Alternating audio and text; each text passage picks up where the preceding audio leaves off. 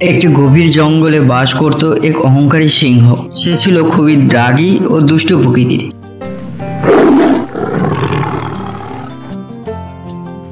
সে নিজেকে জঙ্গলের রাজা ভাব।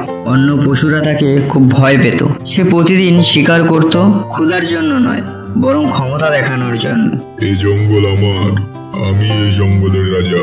এইভাবেই সে প্রতিদিন জঙ্গলের সমস্ত পশুকে ভয় দেখাতো এবং এতে সমস্ত প্রাণীরা এক ভয়ানক আতঙ্কে দিন কাটাতো।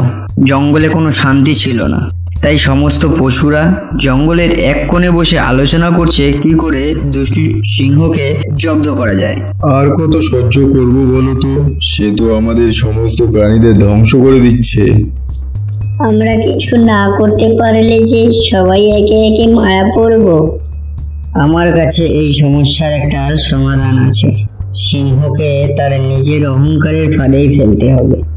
কি বলছো তুমি? এটা কি করে সম্ভব? শোনো তবে। এবার তোমাদের সবার মত পেলে আমি সিংহের কাছে যাব এবং তাকে জব্দ করার একটা চেষ্টা করে দেখব। হ্যাঁ ভাই, যাও। একমাত্র তুমি আমাদের এই বিপদ থেকে উদ্ধার করতে পারো। তখন শিয়াল সিংহের গুহার উদ্দেশ্যে রওনা দিল। ওদিকে সিংহ তখন তার গুহার ভেতরে বিশ্রাম করছিল।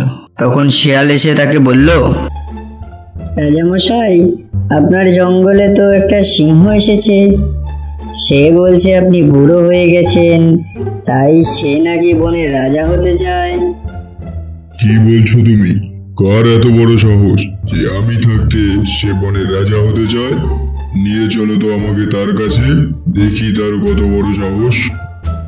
সিংহ রাগে অন্ধ হয়ে শিয়ালের সাথে রওনা দিল। শিয়াল সিংহকে নিয়ে আসে একটি পুরনো কুয়োর কাছে। ওই কুয়োর ভিতরেই আছে সে, দেখুন নিজের চোখে। তাই শুনে সিংহ কুয়োর কাছে গেল। কুয়োর জলে সে নিজের প্রতিচ্ছবি দেখতে পেল। সে ভাবলো সত্যি কুয়োর ভেতরে একটা সিংহ বসে আছে।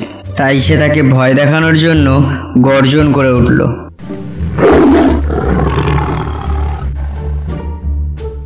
সঙ্গে সঙ্গে সিংহের প্রতিচ্ছবিটিও গর্জন করে উঠল। তবে রে বেটা, তুই আমায় ভয় পাচ্ছিস নে? আমি বনের রাজা, দাঁড়া তোর মজা দেখাচ্ছি। সিংহ তার নিজের অহংকারে ওর আগে অন্ধ হয়ে গেছে। সে ভুলে গেছে যে কুয়োর ভেতরে যে গর্জন করছে সেটা তার নিজের প্রতিচ্ছবি। সিংহ তখন কুয়োর জলে ঝাঁপিয়ে পড়ল এবং নিজের ভুল বুঝতে পারল।